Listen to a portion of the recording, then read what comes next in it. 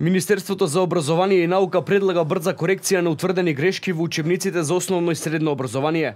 Предлагот за измени во Законот за учебници содржи можност на конкурсите за учебници освен домашните автори да учествуваат и издавачи со адаптирани учебници од странство.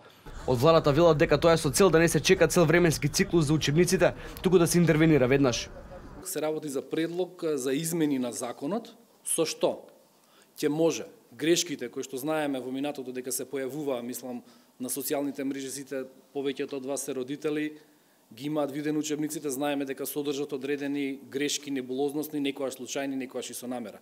Меѓутоа, сега по овие предлог измени ќе имаме можност, односно Министерството за образование ќе има можност да интервенира за кратко време со цел да се отстрануваат сите овие грешки, да не се чека временски цел циклус на еден учебник, туку да се интервенира и да се направат овие измени. Освен домашни автори, ќе може да учествуваат и издавачи кои ќе имаат можност да предлагаат адаптирани учебници од странство, но исклучиво доколку ги исполнуваат критериумите на Министерството за образование и наука во Република Македонија.